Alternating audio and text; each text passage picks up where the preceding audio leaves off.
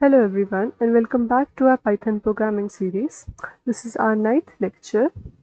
In the previous lecture we learned about the four important Python data structures: lists, tuples, sets and dictionaries. Today we are going to learn about another very important concept in programming, which are functions. Functions are one of the main ways we organize and reuse code in Python. We learn what functions are. We'll learn how to use functions, how to create them and how to call them, how to pass information to them and how to get information back from them. We'll also look at different types of arguments, variable scope, and how functions can work together with concepts you've already learned, such as loops and conditional statements. And at the end, we'll of course solve some practice questions. By the end of this lecture, you should be able to understand what a function is and explain why functions are useful. You should be able to create your own functions and call whenever you need.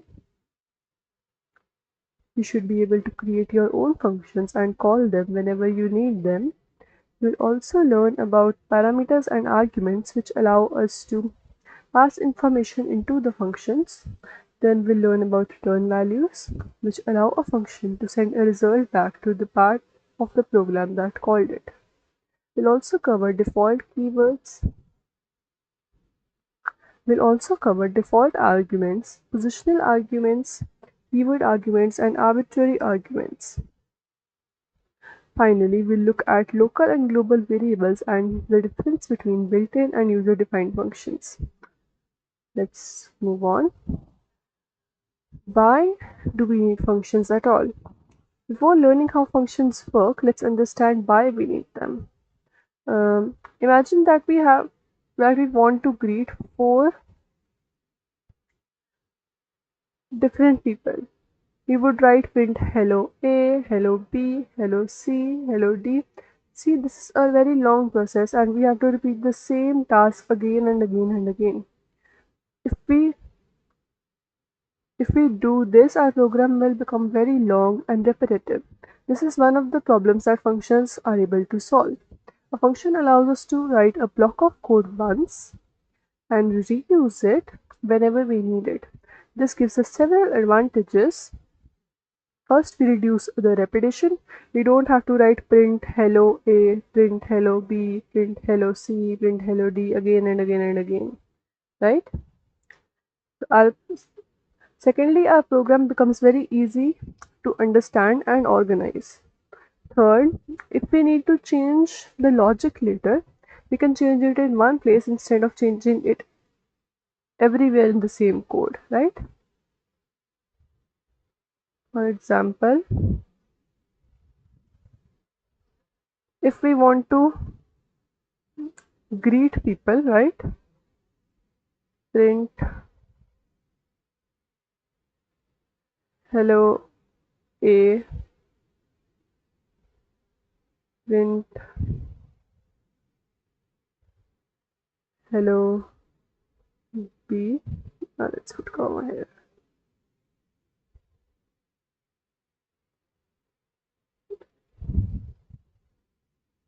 Print Python is case sensitive. Print hello C, print hello D. See, it took me a while to write all of this, right? And it's basically the same thing again and again and again. I have to write it again and again. And these are only four names. What if I have to greet 100 people? How am I going to do that? If we have to do this like 50, 100 times, wouldn't that be too much? And it would take up so much space. Functions help us avoid this. So, what is a function? First of all, a function is a reusable block of code designed to perform a specific task. Okay, it performs a specific task and it is reusable. These are two very important properties of a function. Think of a function like a small machine. We give it some input if necessary. It performs a particular operation and it may give us an output. For example, if we have a function whose job is to simply greet someone, right? Let's make this. We were doing this, right? We had to write this again and again and again. We wrote this 4 times. Will it be easier if we make a function of it? Yes, it will. I'll show you. I'll explain the syntax and all in a bit. Just look at it once first. Def, let's name it greet. This greet is the name of our function, okay? And then we put this parenthesis here, colon, and the task our function is performing.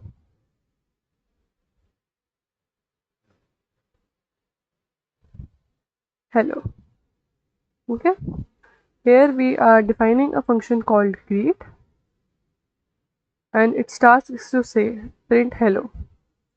However, simply defining a function doesn't mean that Python will actually immediately execute it, okay? For example, here I have defined it. If I run this,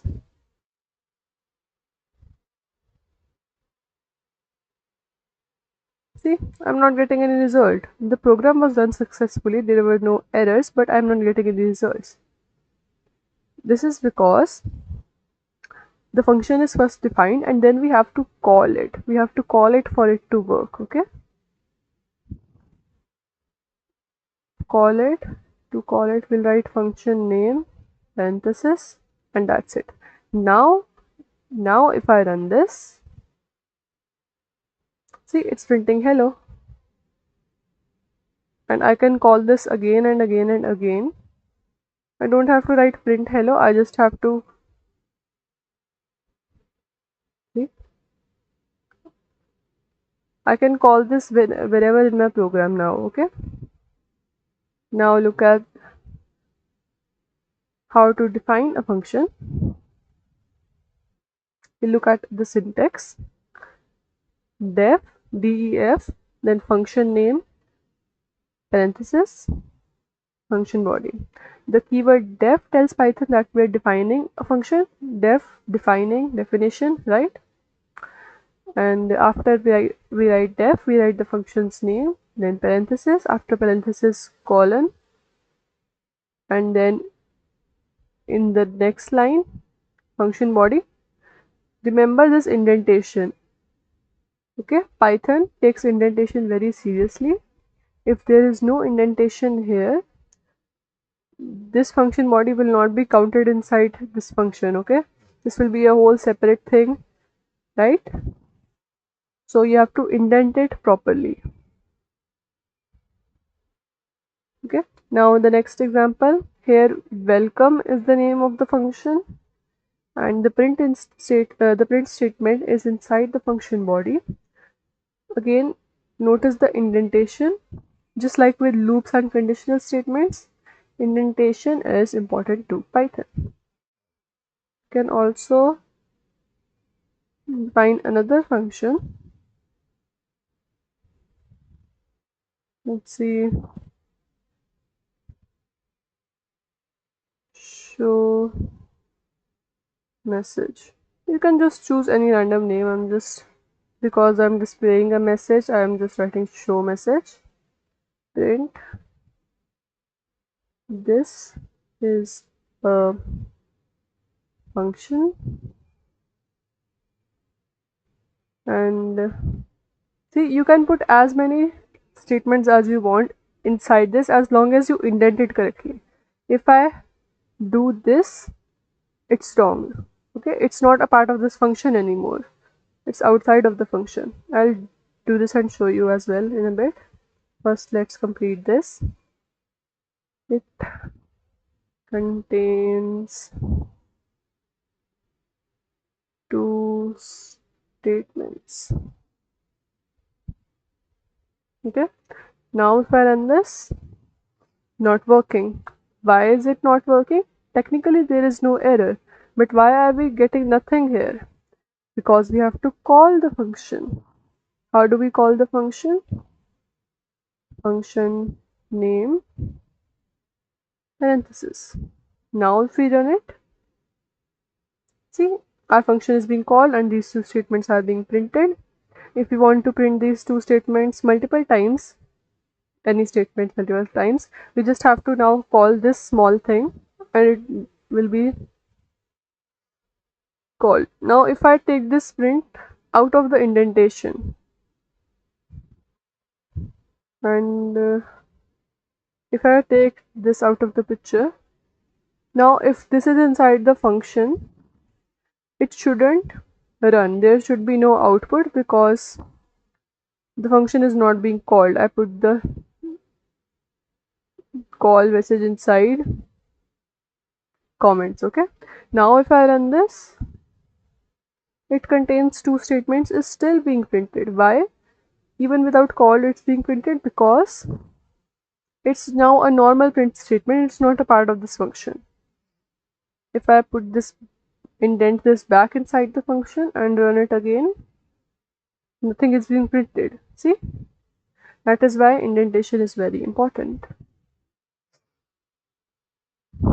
Okay, definition. Def tells Python we're defining a function. Welcome function name, parenthesis for parameters.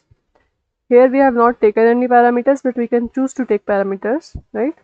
Colon starts the function body, indentation identifies the function body. Now let's talk about calling a function. When we define a function, Python doesn't automatically execute its code as we just saw, right? If we have just this, we won't get an output. Nothing will be printed because we have only defined the function. To execute it, we need to call it, writing greet, okay? And we can call it again and again as we did earlier. One useful feature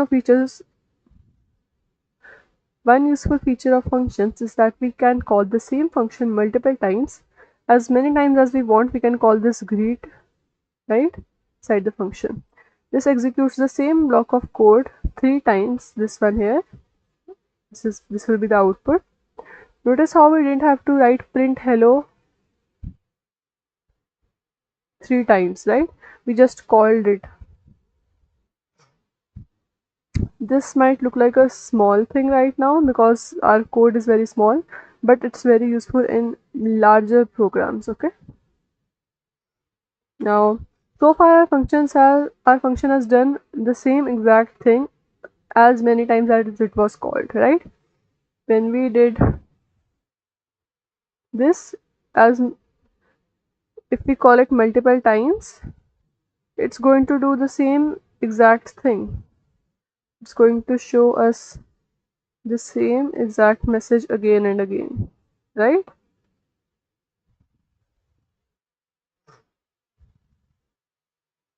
See, it's just printing the same exact thing over and over again as many times as we call it. But what if we want the function to work with different data each time?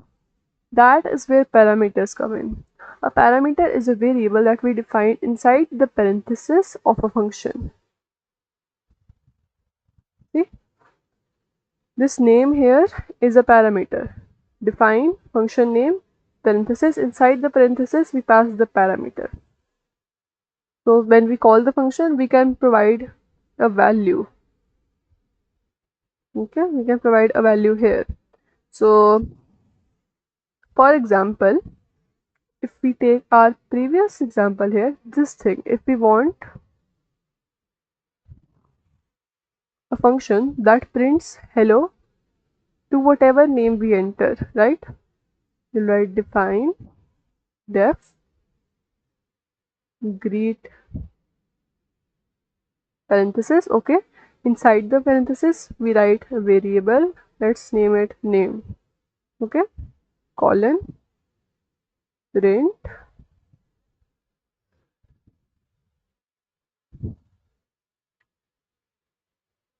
hello and name. Okay, now we go outside the function and we call the function and while calling it we write the name that we want our function to greet. Okay, the name of the person that we want our function to greet. For example, if we write greet A, now if we run this, oh wait, sorry, yeah, okay, I thought I clicked something else. Yeah, as you can see, hello A. Oh wait, I should add a comma here so that it matches this. Yeah, now see, hello A. I just had to write greet A. I didn't have to write print quotation mark hello comma A. I didn't have to write all of that. I just wrote greet parenthesis and A inside the parenthesis. Okay, and it printed it.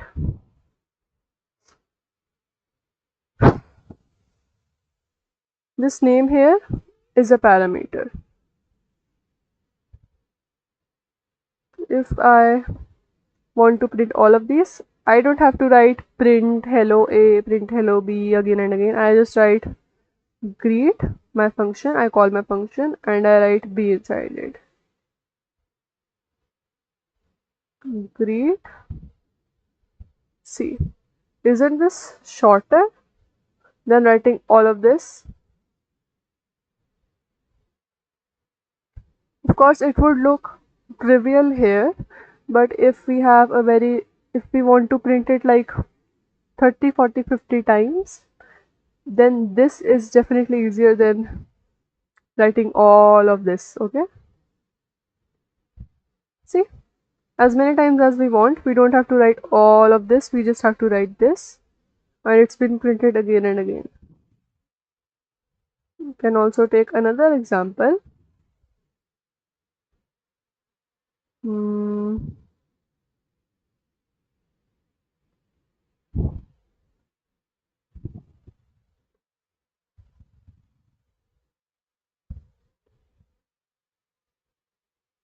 Okay, wait, let's move on for now.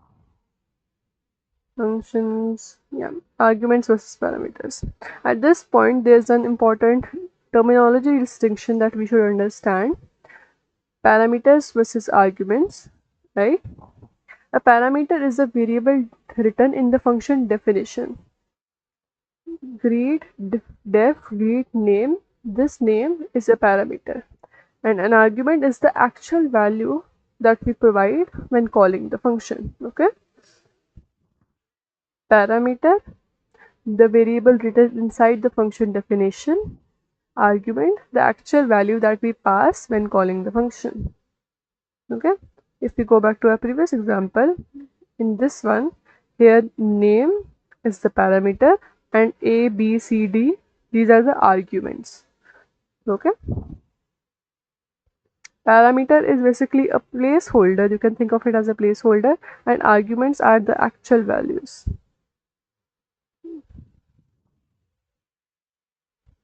Here name is always the parameter and arguments can change. There are different arguments. Here it's A, B, C, D. Different arguments can be passed during different function calls. Okay.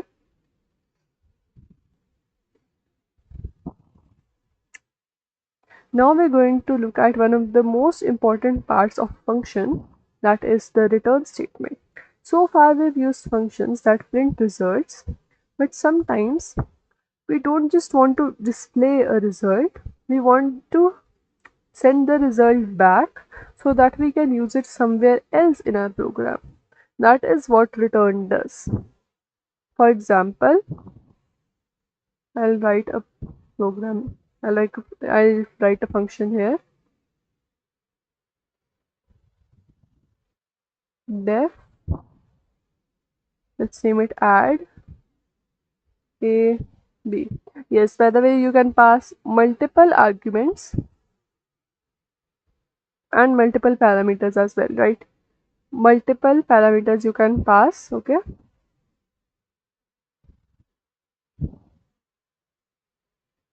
The return A plus B. So when we call this function, It calculates the sum and returns the result, returns a plus b. Okay, if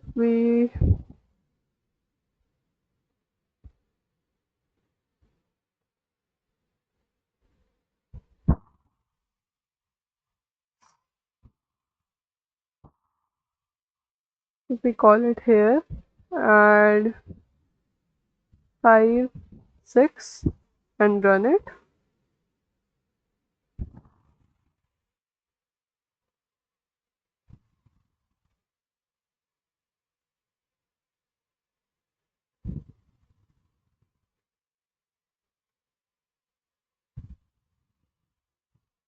wait,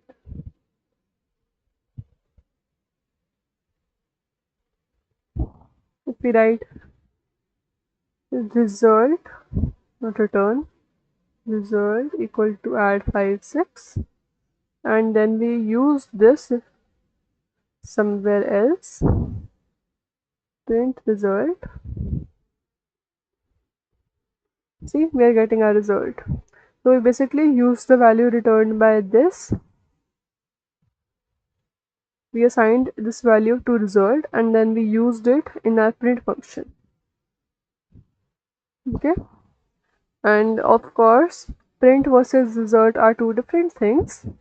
Print displays something on the screen and return sends a value back to the code that called the function. Okay, print is used to display the output, return sends it back to the code that called the function. If we want to use the result later, return is what we need. Okay, you can also write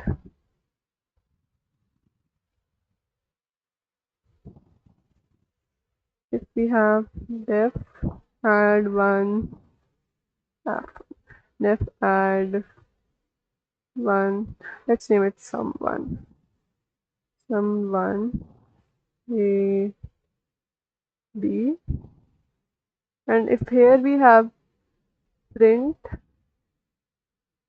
a plus b, this cannot be used, like we can't use the value from this function to like perform any other calculations in our program. But if we write def sum2 a b return a plus b, now we can use this wherever we want. Okay, that is basically it about this. Print displays the value, return sends the value back to the code that called the function. Okay. Now Python also allows a function to return multiple values. It allows multiple parameters, multiple arguments for one parameter, as well as multiple return values. Example, this example, let's write it once.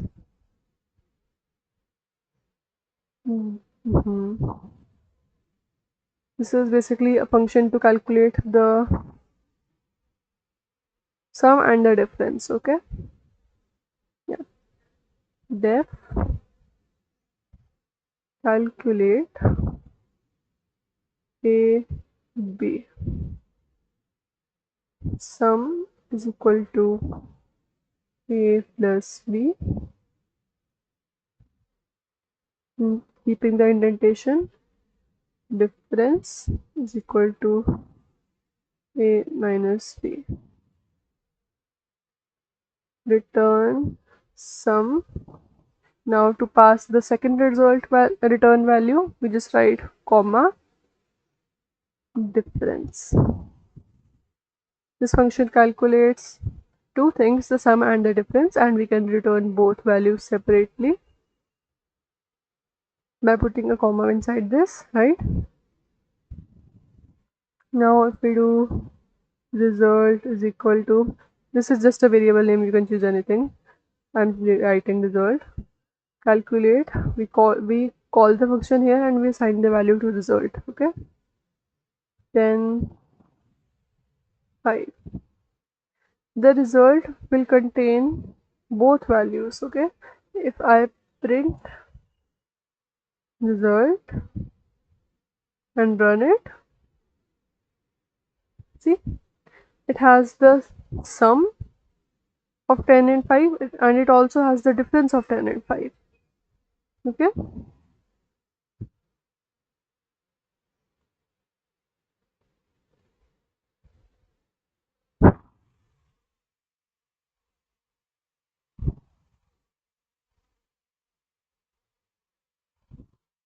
so yeah, now let's look at this. Sometimes we want a parameter to have a default value, right? Python allows us to do that. If we go here and we write a program, a function, def greet, okay, this was what we were using, and we were writing name, print hello,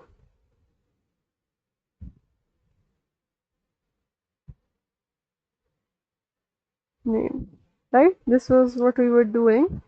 Now if we wanted to have it, and we call this, right? Yeah, now if we want this function to have a default value, what we'll do is we'll assign it here to name.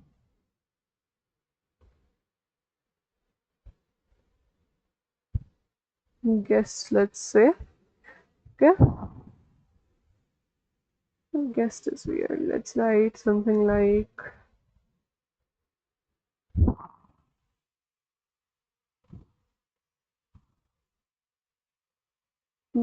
John Doe is a default name, right? So let's write that. This is our default name, and if we don't enter a name here and we run the code,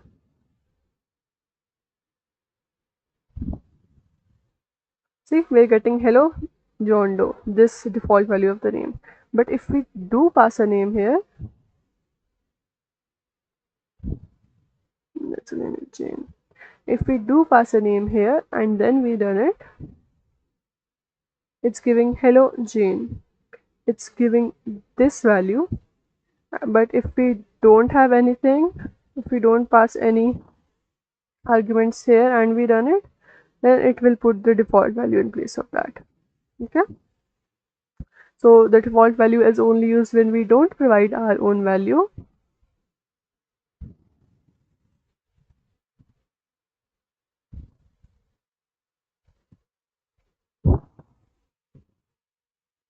See, when we don't provide our value, John Doe default name, when we do provide the value, it's written here.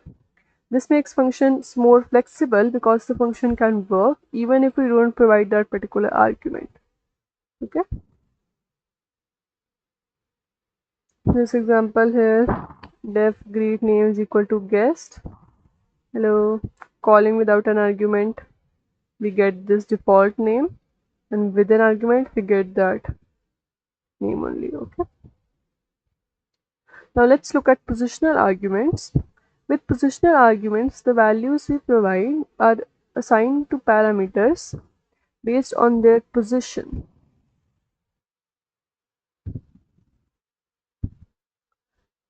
If we look at this, define student name age, print name age. If we call student Aman 19, here Aman here Aman goes to name and 19 will go to age. The first argument goes to the first parameter and the second argument goes to the second parameter.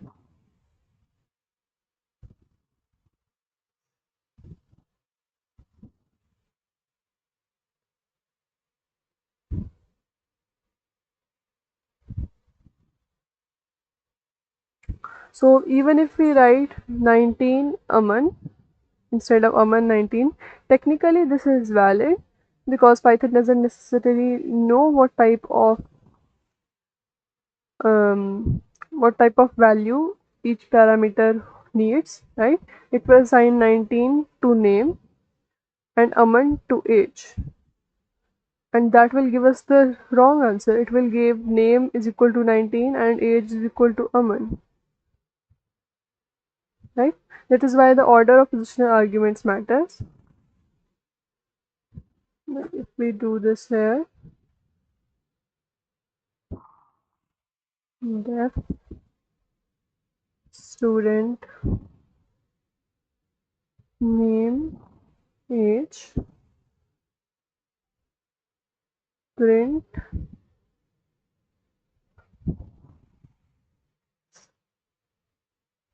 name is equal to name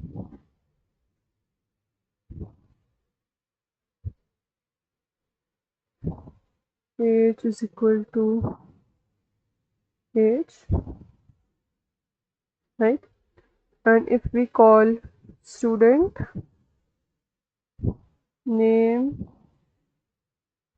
Aman and age 19, and if we run this, see, we're getting name is equal to Aman and age is equal to 19. Okay, this Aman is assigned to the first argument, which is name, the first parameter, which is name, and 19 is assigned to the first parameter, which is the second parameter, which is age, right? These are the positions. But if we shift it, if we write 19 first, if we write the age first and name later, then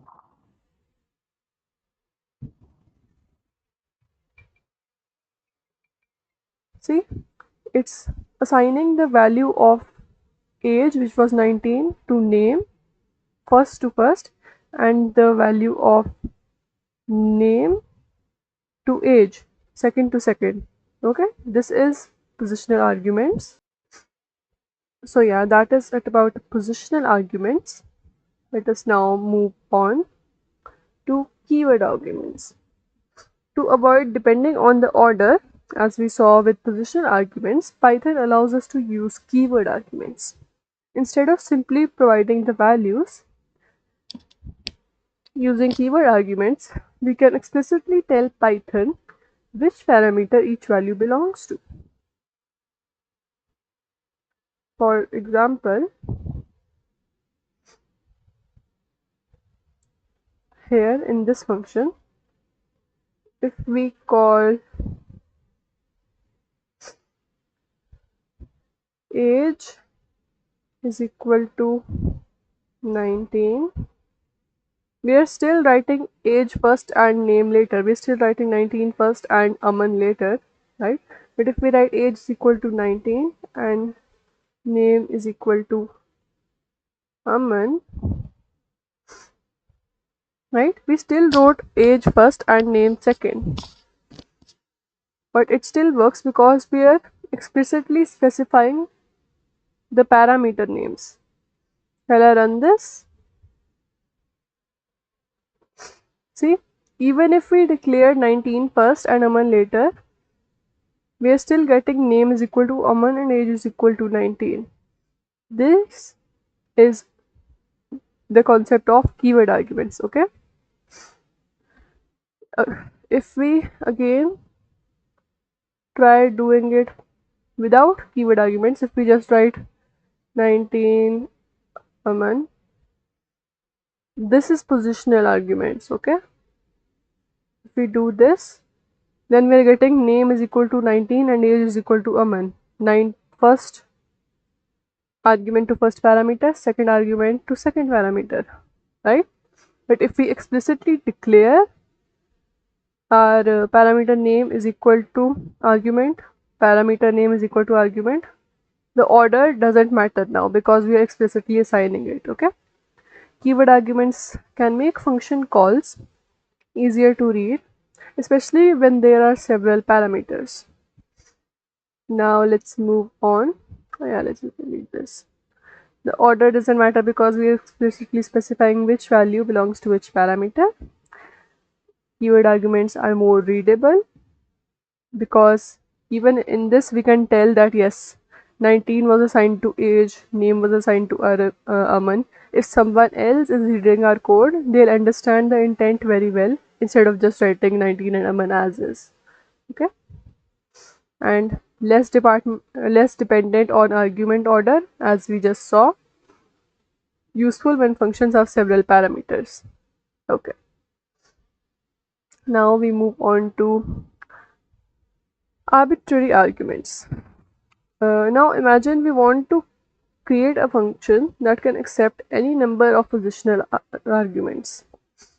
For example, maybe sometimes we want to add 2 numbers, but other times we want to add 5 numbers. See, our mind is changing. Sometimes we want to add 1, 2, and 3, and other times we want to add like all the numbers from 1 to 10. What should we do then? We could create different functions, but that would be so long, right? Python gives us a more flexible option, which are arbitrary arguments written as asterisk args. Okay, arguments, you can think of it as short for arguments. Okay, args. So asterisk args. So we'll write an example here.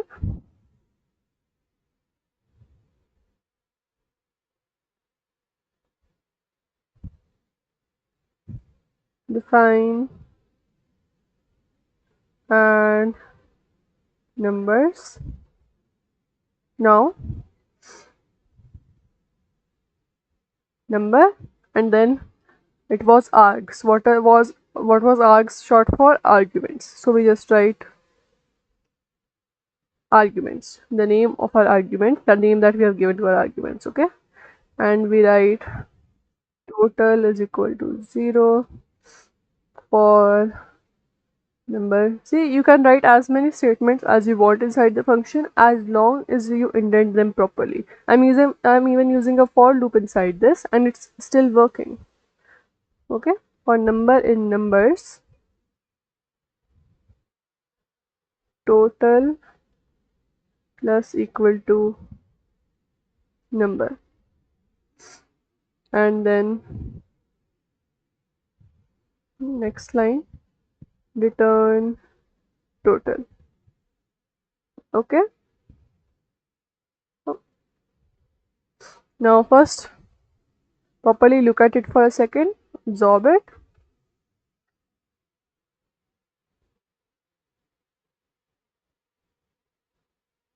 You have to return it outside the for loop. This would have been part of the for loop otherwise, because as I told you, indentation is very important. So yeah, now if we look at it here, this thing asterisk numbers allows us to pass any number of positional arguments.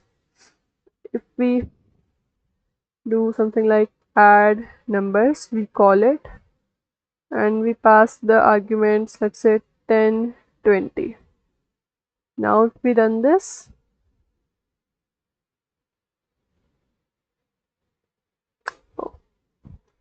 just a second, I have to assign the value because I used return. I'll assign the value of not return, result.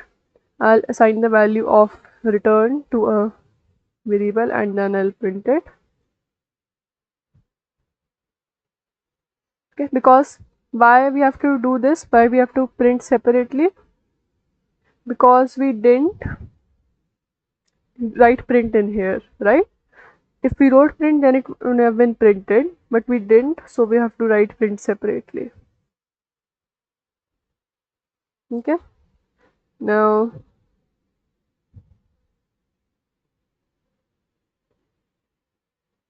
print result. Okay, if we run this, it's giving us the result 10 plus 20.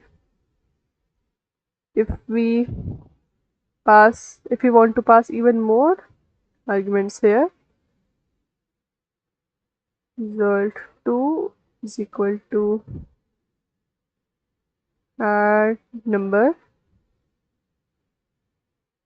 10, 20, 50, 60, 70, 80, 90, 200, as many as we want, right?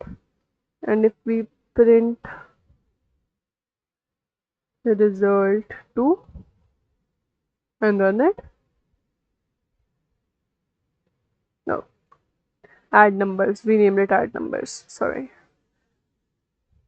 I'll delete it once. Yeah.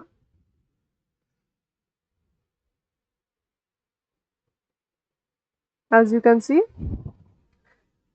no matter how many arguments we pass, we are still getting our answer. We passed 10 and 20, we got 30. We passed all of these values and we still got our answer, our sum. If we want to pass just one value,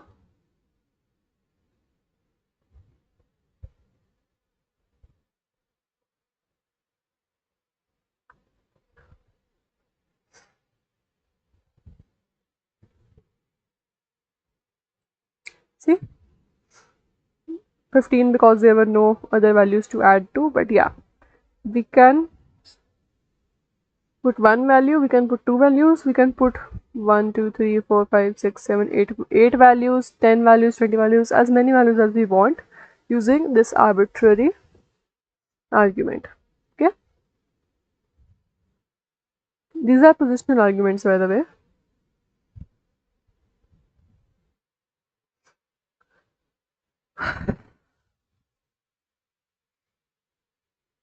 Of course, here, like I was doing, I assigned result, I assigned the return value of this function to the variable result, right, to make things easier and neater for us.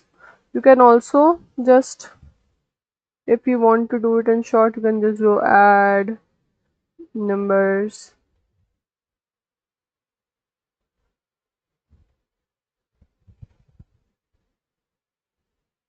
See, we're still getting our answer like this, but it looks neater, right, if we assign it to a variable first. That was basically the point. Now, arbitrary keyword arguments. We have a similar concept for keyword arguments, double asterisks this time, and instead of just args as we were doing with arguments, we just added kw. This is just to remember, right? So yeah, this stands for keyword arguments. I'll explain it to you with this example only.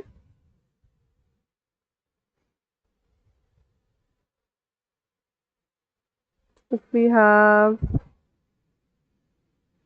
def student info, we should write student full, student info asterisk asterisk double asterisk and then the name of my parameter,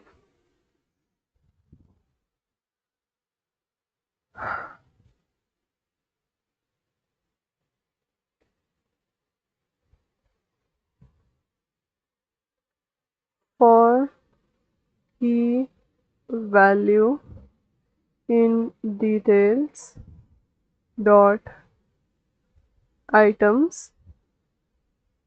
Do you remember how we used dot items in dictionaries, right? Print key value. This dot items here basically means everything inside this collection. Okay, you remember dictionaries, right? This is basically similar to dictionaries. This is what you were doing in dictionaries, right?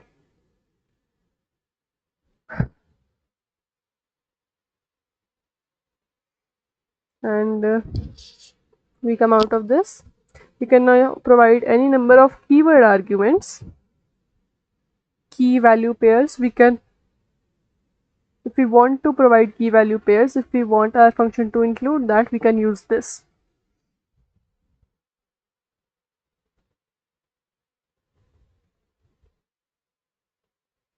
And we can put as many as we want because this is arbitrary still.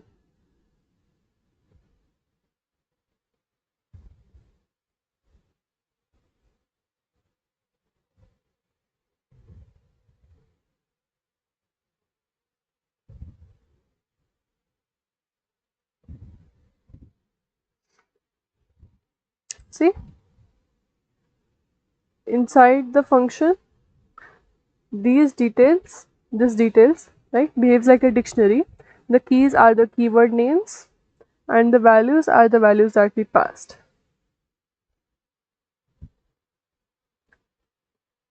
So if I run this,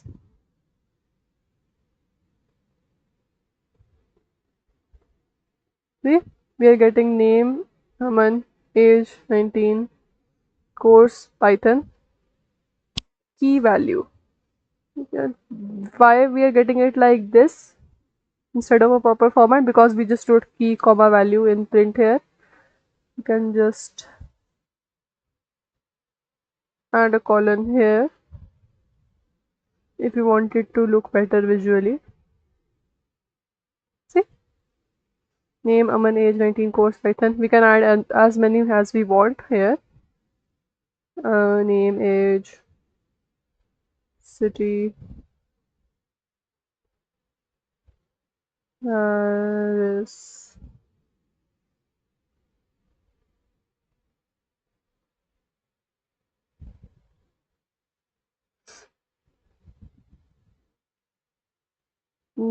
Job, barista, whatever, as many as we want. See? So yeah, that is it for keyword arguments. Arguments are used for multiple positional arguments and keyword arguments are used for multiple keyword arguments. Okay, just remember that. Then let's talk about the scope of variables. The scope basically means where a variable can be accessed in our program. A variable created inside a function is generally a local variable. That means it belongs to the function. It can only be used inside the function.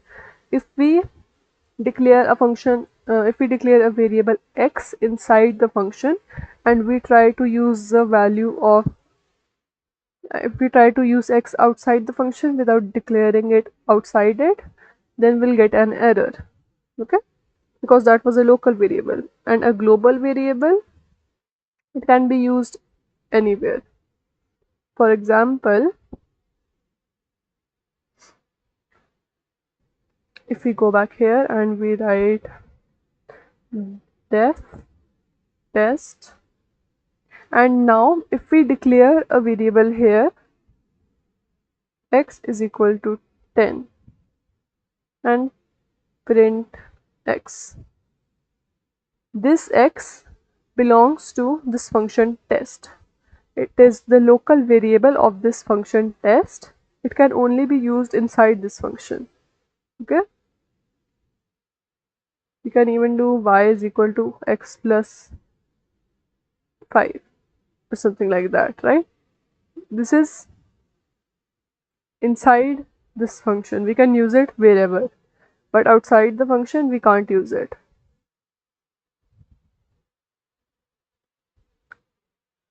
But if we do, this is local variable, okay? But if we do something like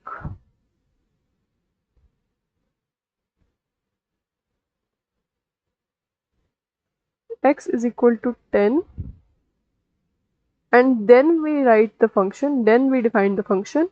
Now we can use this 10 anywhere inside the function. You can use this inside this. Now you can use this x and value 10 anywhere inside this whole program, this whole code. You can use it inside this function, you can use it outside the function, you can use it anywhere. This is a global variable. Okay, and if we put this inside, this is a local variable, this is a global variable. Okay, 20 and print y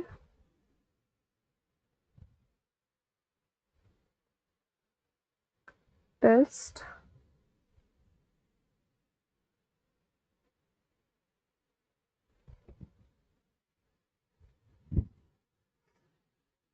See, we don't need to think too much about it right now, about the global variable or whatever. The important thing is to know and understand that variables created inside and outside function have different scopes.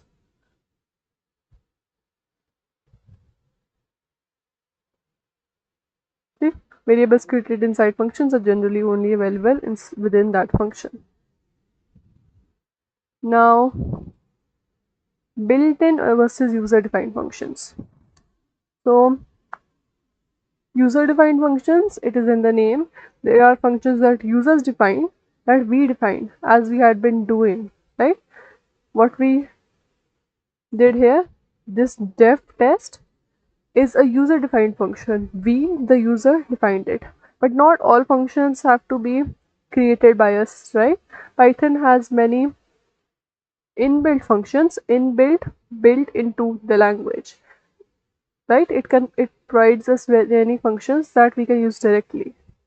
For example, we have been using print everywhere, right?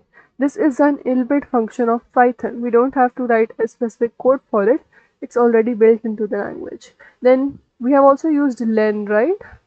And we have used input as well. These are all built-in functions. Some other built-in functions are max, min, sum, type. We also used type, right? So yeah, we've actually been using built-in functions throughout this series. For example, if we go here,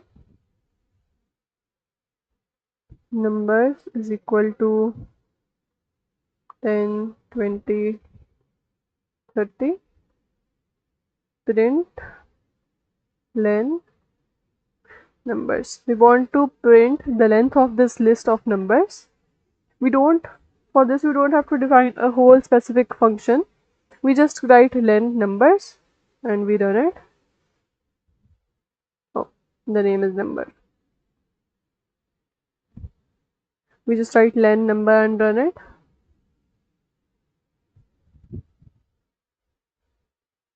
And see, we are getting our len. We didn't have to do anything. We didn't have to define any function.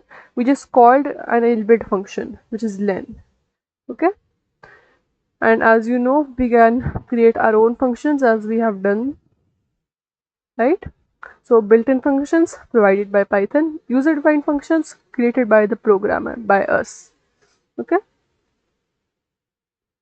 Now moving on, functions with conditions and loops.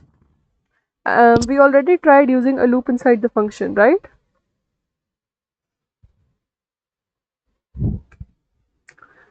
Functions with conditions and loops. One of the most useful things about functions is that we can contain the concepts we have already learned. For example, we can put if-else statement inside a function, and we already tried putting a for loop inside a function just now, didn't we? When we were doing some examples earlier, we put a for loop inside a function. This increases the usability of the functions and what we can do with the function, right? For example, if we want to create a function to check if a number is even or odd, then we can go ahead and def check number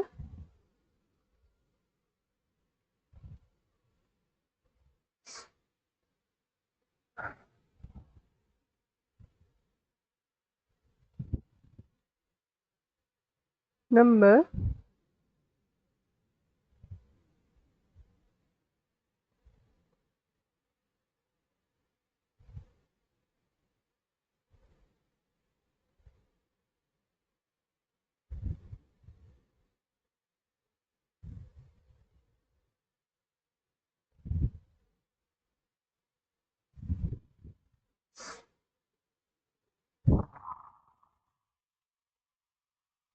Okay, so def check number, then we write if number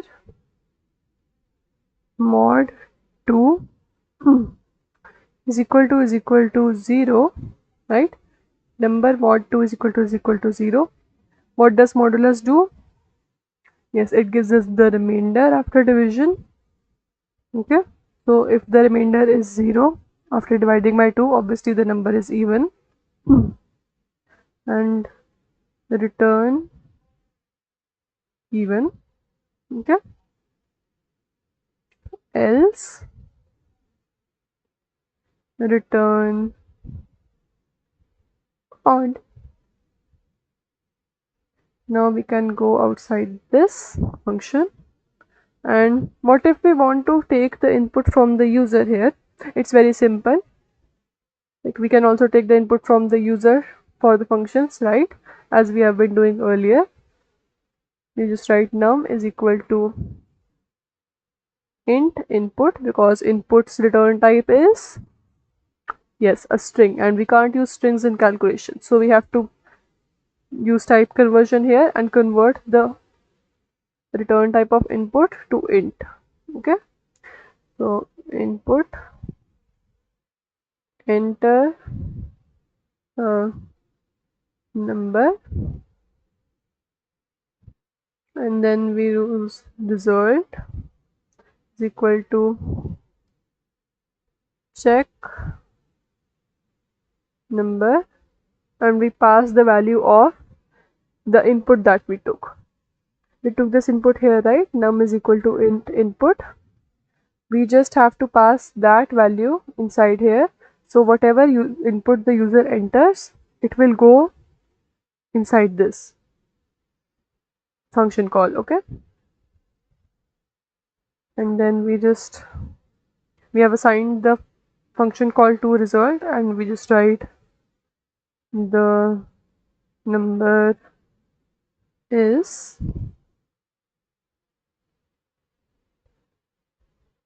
and result. Okay, easy, simple, a small function to print whether a given number is even or odd. And we run this. Enter a number. Let's enter 12. The number is even.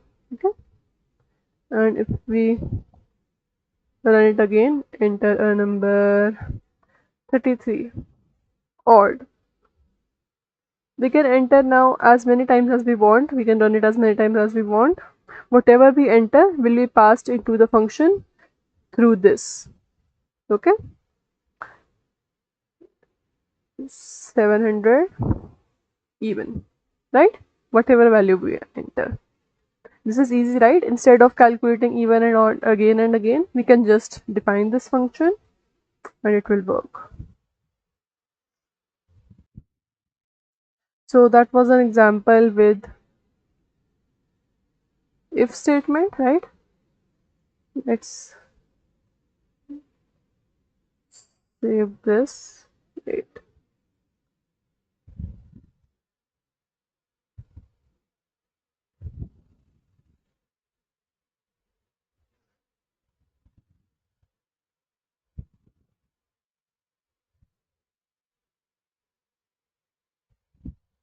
Yeah, we just opened a new file because that was a useful function. So yeah, we can also, as we did before, we can use for loop inside as well.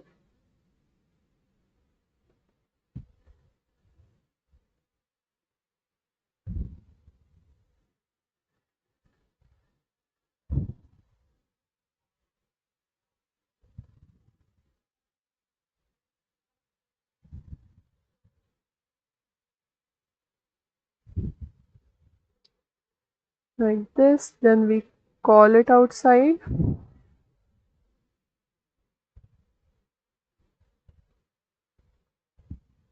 and we pass the value 5 inside it. The range will be now Now n will be 5 and the range will be 1 to 5 plus 1 6, so it will print numbers from 1 to 5. See, so functions aren't a completely separate concept from what we have learned before.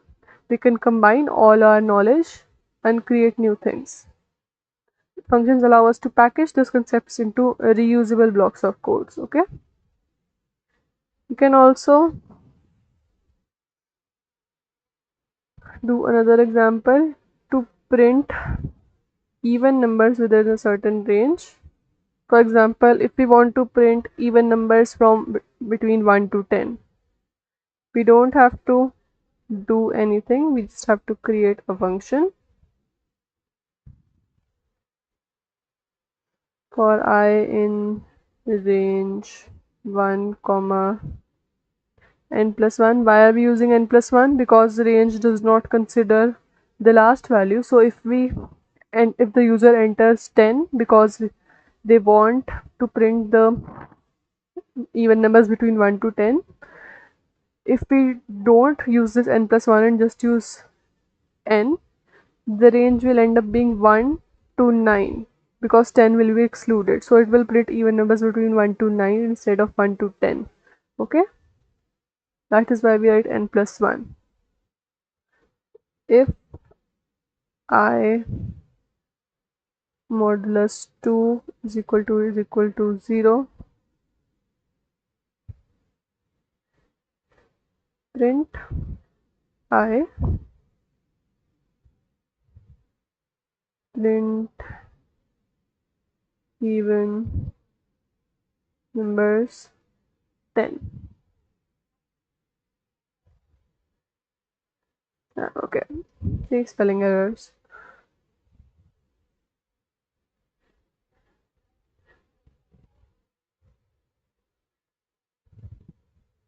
Yeah, it has now printed even numbers between 1 to 10. Okay, if we had written only n in this range at the end, this 10 would not have been included, it would have been excluded because the range would have ended up being 1 to 9. Okay, so remember that. Now let us move on.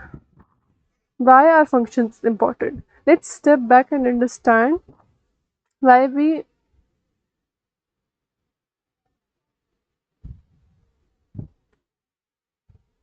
so why are functions important? Mm, the first benefit of functions is reusability. We write the logic once and we can call the function many times, right? For example, if we do this, find add a comma b, return a plus b, we can add this multiple times, right? We can use it with different values.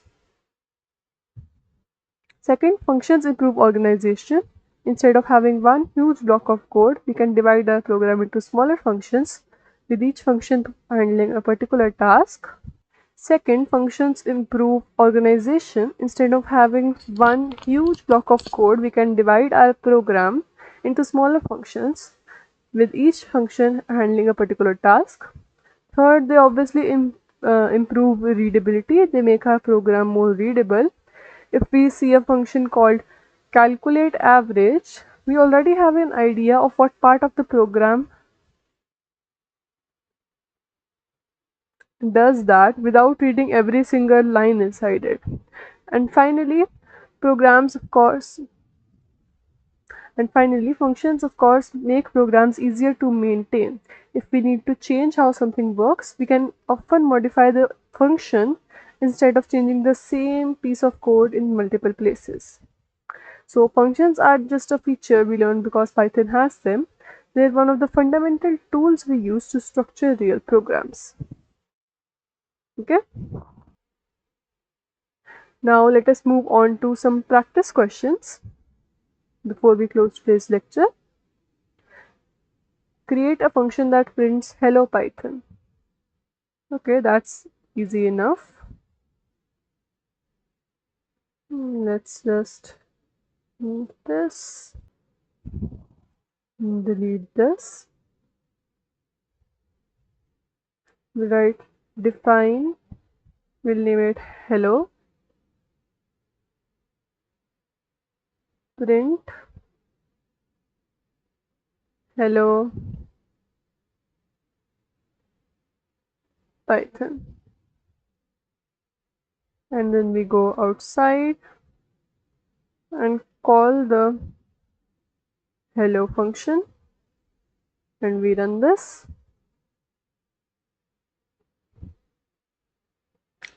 Our program has run properly, and we have gotten our answer hello, and we have gotten our output hello Python.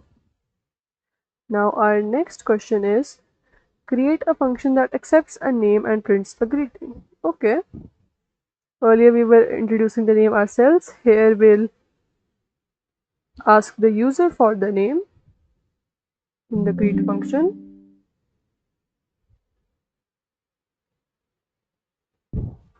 So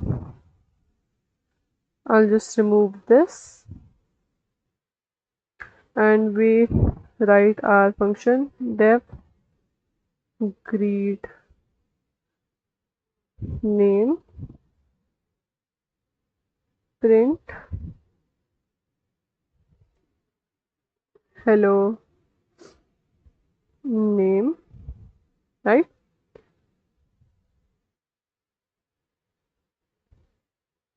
And then we write here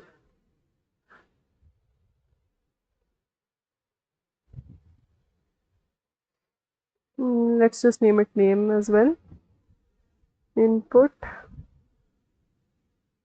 enter your name. Okay, and now we call this function, and we put this variable which contains the name that we entered inside this function call as our argument, and we run this one. Enter your name Sia and press enter. Hello Sia. See, if we run it again and enter some other name, hello your name A, hello A. So that's that. Moving on to our next question. It is create a function that accepts two numbers and returns their sum. Okay, easy enough.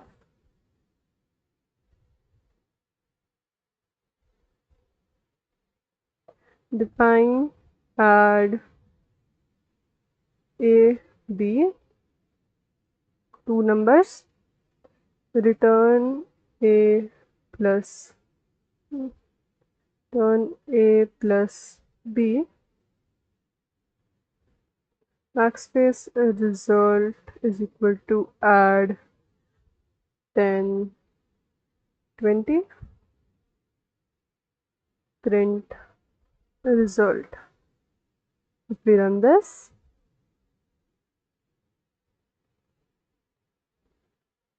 see, if we use print a plus b inside the function instead, the function would display the answer, but it wouldn't return that value for us to store and use elsewhere. Okay, that's why we use return a plus b here. So now moving on to our next question. Create a function that checks whether a number is even or odd.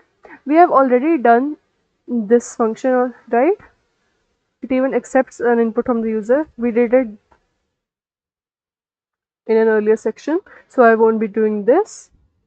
Now let us create a function that accepts three numbers and returns the largest. Let's do this one.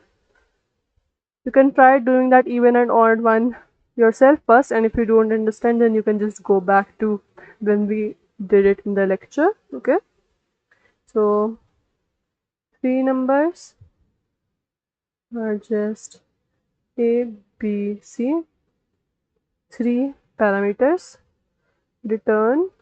Now we are going to use an inbuilt function of Python. I told you about inbuilt and user defined functions, right? This inbuilt function is known as max, which it returns the largest, the maximum value. Okay, we just write ABC here, and we come outside the function. The result is equal to largest 10, 25, 85. Okay. Wait, 85 I think is too obvious. Let's go 26. Now it looks like it's in ascending order. Let's do 29 and 22. Okay, now we'll go print largest comma result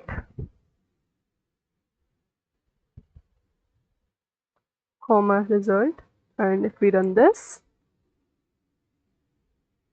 we get our largest number, which is 29 here. Okay,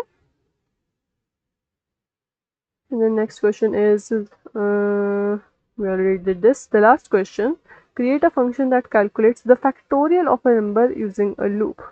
This is the most advanced question that we are doing in this lecture. So before writing our function, let's understand what a factorial is. You must have learned it in mathematics, right? If we write something like 5, this is 5, this exclamation marks is a factorial, right? Let's comment this. So 5 factorial, it basically means 5 multiplied by 4 multiplied by 3 multiplied by 2 multiplied by 1, okay, is equal to, it will be 120. But yeah, this is basically what a factorial is. If it's 6 factorial, then it goes from 6, 5, 4, 3, 2, 1, right? That is what a factorial does. If it's 3 factorial, then it will be 3 multiplied by 2 multiplied by 1. That is how a factorial works. Now we'll first define our function. Define factorial and pass our parameter n. This function will accept one parameter n. Now we'll go left. No, wait. Now we'll go result is equal to 1. We start with 1 because we are going to multiply multiple numbers together. If we start with 0, what will happen? Everything will turn out to be 0, right? Anything multiplied into 0 is 0. So yeah, that's why we start from 1. Now we create a loop for I in range 1 comma n plus 1. I already told you why we use n plus 1 and not n. Colon